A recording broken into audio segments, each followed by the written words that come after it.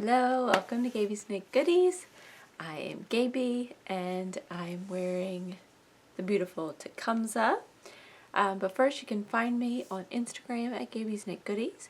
You can find my hand-dyed yarn babies on Etsy at Gabie's Knit Goodies. And I post yarn pictures on Instagram at GKG Yarn. Yes, you can always email me as well, gabiesknitgoodies@gmail, and yeah, or Ravelry, I'm on there too. I'm just not super active on there. I've been trying to post finished object pictures up there, but not always the best about that one. So, what I am wearing, this again is the Tecumseh by Caitlin Hunter, Boyland Knitworks. And it is a DK weight sweater. It is gorgeous, and it's a very deep armhole, which I know some people have modified that to make it less deep, and it's fairly wide. So it feels kind of like a cozy, comfy sweatshirt. And the sleeves aren't super long, so they don't get in the way. So it's easy to wear. I knit mine out of my own yarn. Let's see. I did the main color in this, which is Dark and Stormy. And then let's see. It's not super high contrast, but the little like crosses here are, I don't have any in DK weight, but this is in fingering weight. And this is Matcha Green Tea Latte, which is a tonal, lovely green color with little speckles in it of other colors. And then this one is Coffee with Cream. So it is like I like my coffee, coffee with lots of cream. I don't do sugar, but I do lots of cream or milk. Yeah. So that's this one. Yeah, it's just the 3 colors. Don't know what else to say about it other than it is top down, and it is a yoked sweater, so you do even increases across the yoke before you split for the armholes, and it does have this color work strips, but it's not all over color work. You have sections of stockinette stitch. One thing I think I did, and I didn't do it on one sleeve, but I did it on the other, is when I went to the color work sections, I went up a needle size.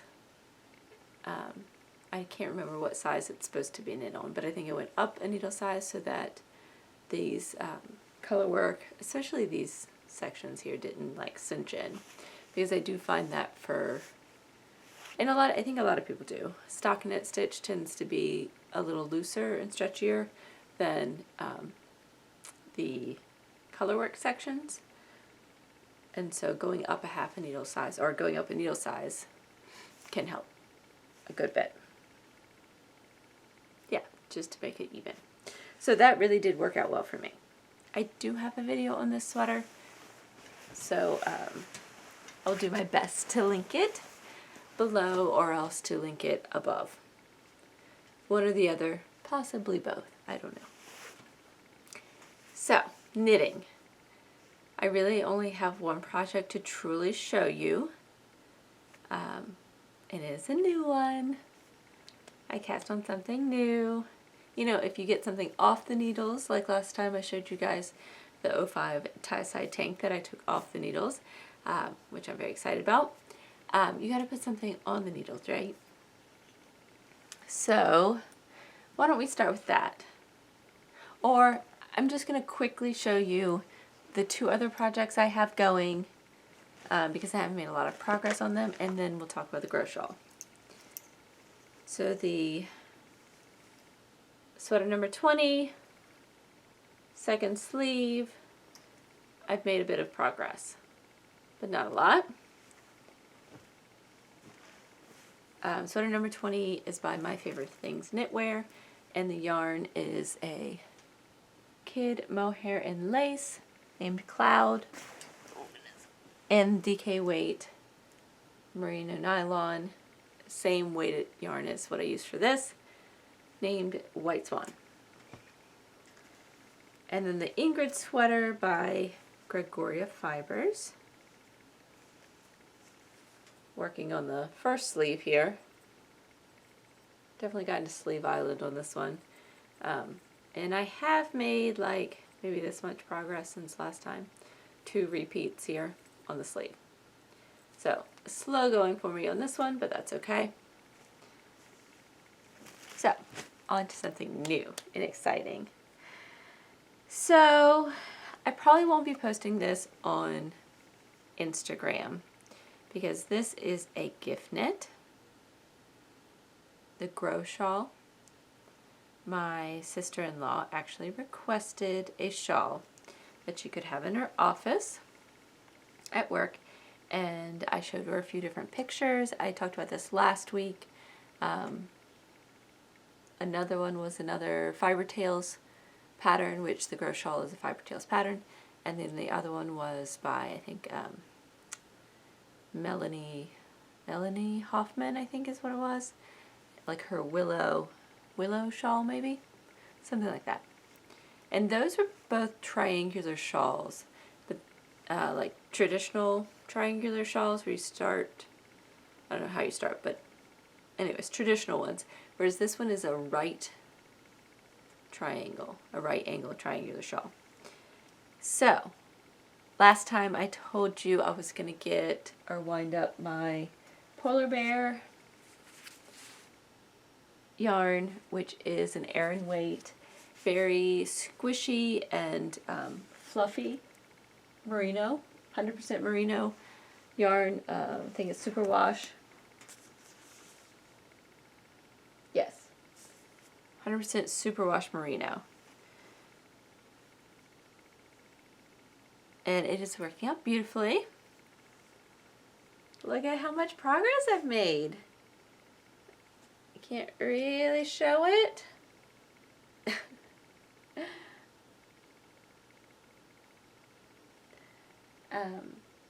But I've totally made some progress. It is easy. I have done all of the decorative work at the edge, and I've actually done my first little braid. So there are Latvian braids that go like sideways across your work, and I don't know that this braid has a name, but I will show you what the braid looks like here. This is what makes it really pretty, are these braids that go up the shawl. That and these little decorative things at the bottom here. So that is one of them, the taller one. So there's only 2 different patterny things to do, like flowers here to do. And it's this one with the little, it's like 4 baubles on it. And then this one, it just goes up. They're pretty easy to do. I don't love baubles. I of course think that they work here and there's not very many baubles to do. Some of my baubles, I feel like could have been, like they might pop in instead of out well. And I don't know if I'm going to do anything about that or not. Because I could like come on the back side and like use yarn to go around the back of each bauble to kind of cinch it in to make sure the bauble can't pop back the opposite direction. Or I might just leave it and not worry about it. Like I think this one right here, the top bauble is kind of poked back instead of out. It is just a shawl. I mean, I don't know how big of a deal that is. So as you knit this, like I said, you start on this long side and you get shorter as you go on one side. So this side is going to be straight, and that's your right corner of your triangle, and then this side is the diagonal piece. So you cast on with this one long side and you knit it as it gets smaller. You go ahead and do your decorative work here, and then you continue to do these 2 stockinette rows where everything else is garter in between, or stockinette columns. You have stockinette columns like periodically. And then as you are decreasing on this side, once you get to a braid or to one of these stockinette columns, you actually unravel it all the way down to this little edge here, and then you take a crochet hook and you like, it looks like a braid, but it's not braided. It's almost like just picking up a stitch and like fixing it if you had dropped a stitch, only using multiple strands at a time. Anyways, it looks really quite nice. Much better than the stockinette stitch. I mean, if she had just had this with stockinette stitch in these sections here, I don't think I would have picked it up to knit. But because you have these braids instead, it looks just really cool. And on this like squishy yarn, it's very nice. So I like that, and I'm about to do another one. So right now it's rather mindless. You're decreasing along the one side every time you start over here on the right hand side. But that's really the only change you have until you get to each one of these stockinette stitch sections. So it's not total boredom, because you get to one of these sections and you stop and you braid it up, and then you proceed for another number of rows until you get to the next one. So that will be kind of interesting to see it change from just this lovely but more basic shawl, and then having the braids like emerge and be done as I go. I think that's kind of a cool concept. And then you don't have all of that work to do at the end either. You get to do it as you go. And you'll get better and better at it, because by the time you get over here, that braid is going to be really, really long. So, it's lovely. I like it. And it's squishy. So, so squishy. And I do think that these are pretty. I don't know how well they're showing up, but they're very pretty. I like the picture, the sample picture. I like that color a lot. But my sister-in-law really wanted the white, and I think the white will be, or the cream, will be very nice too. I'm not sure if, I mean, the cream does show the work, yes, but I don't know if it shows it quite as much as that beige color that the sample is in. And also, I think that the camera may wash it out a bit. But I am enjoying it. If you are interested in knitting it and are concerned or something, don't be. It's really easy.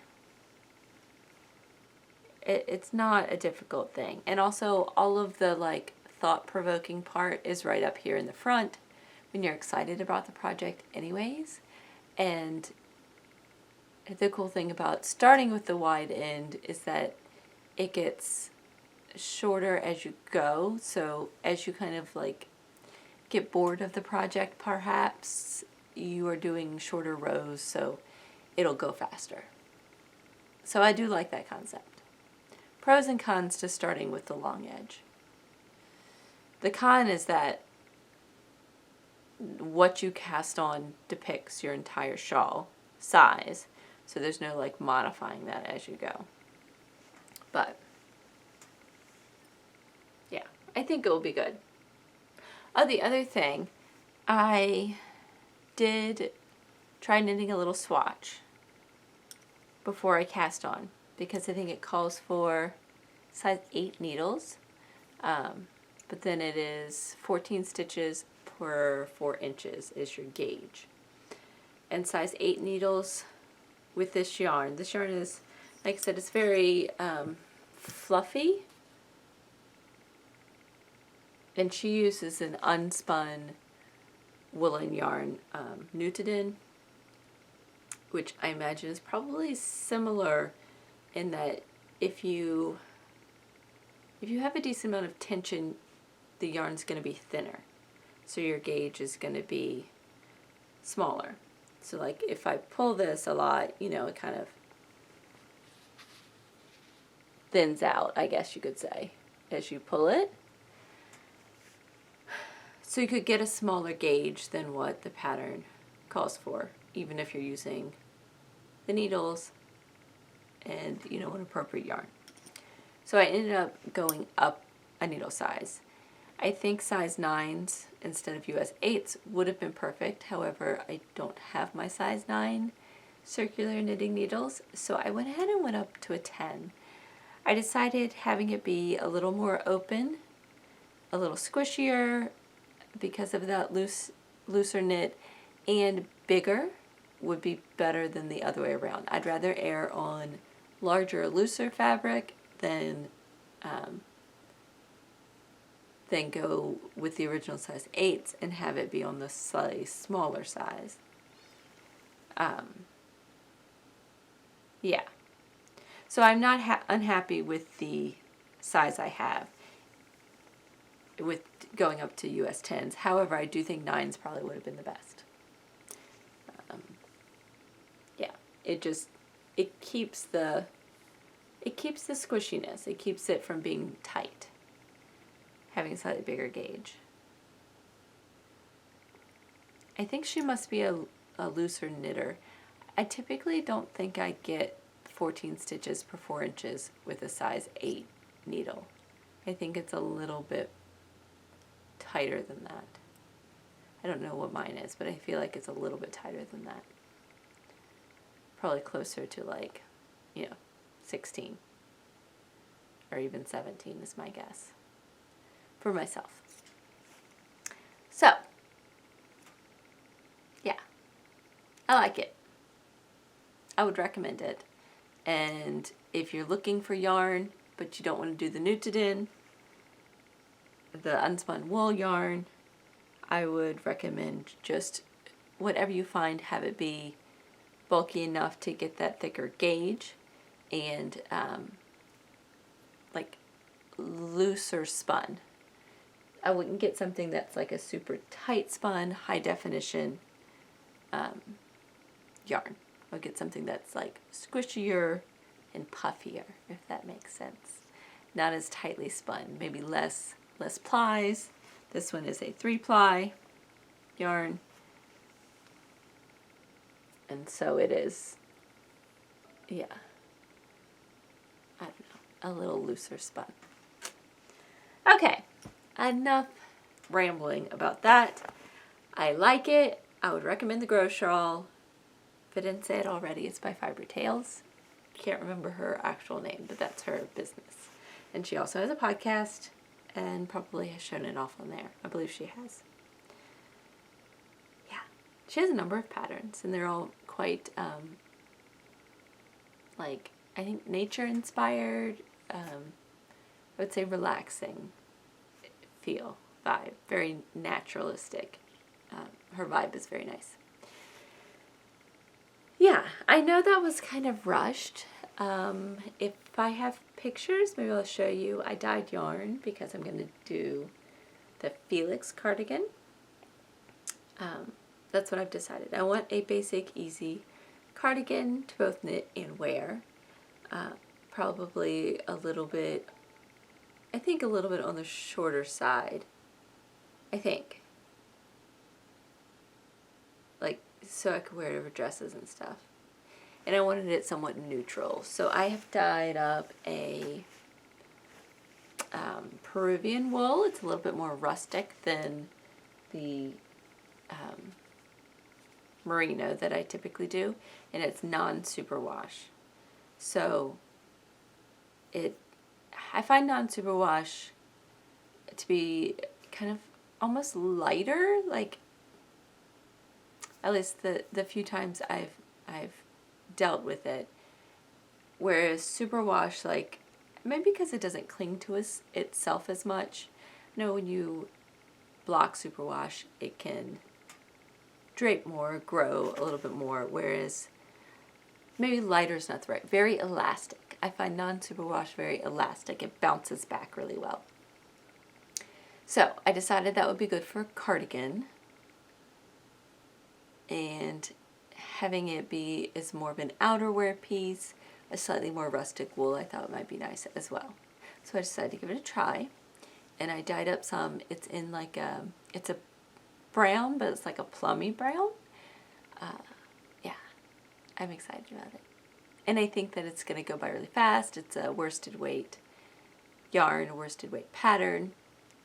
I think it has like US 8s or so needles. So it'll go by fast. And it's easy. It's just a raglan, and it has, but just a slight decorative raglan, like lace little area here. Yeah. I think the worst part will be button band, because I don't really like picking up stitches, as well as sewing on buttons.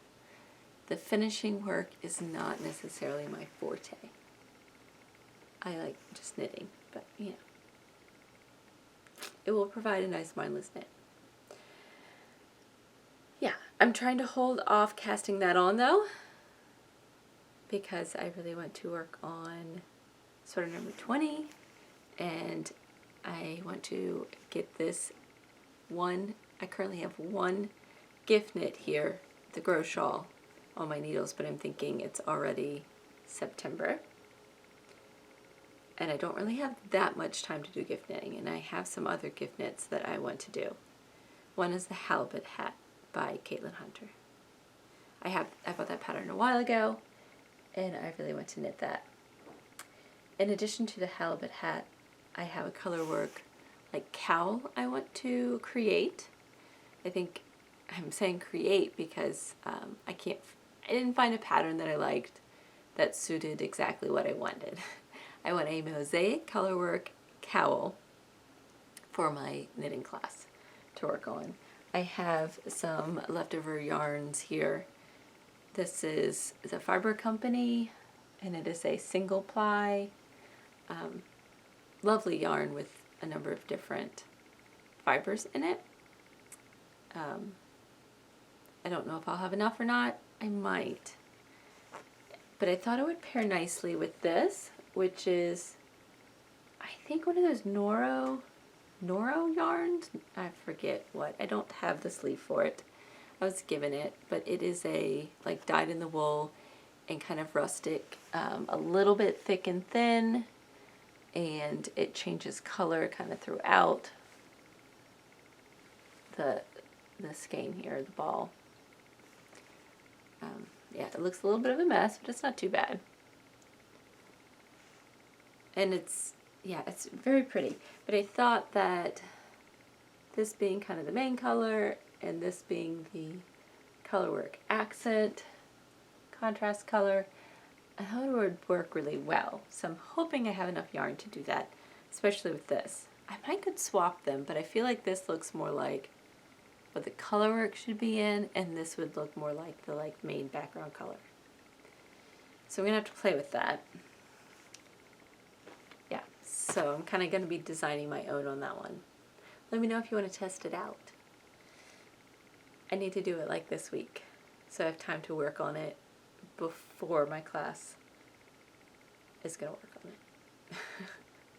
No, I need to test it out so that there's no problems in it before the class does it.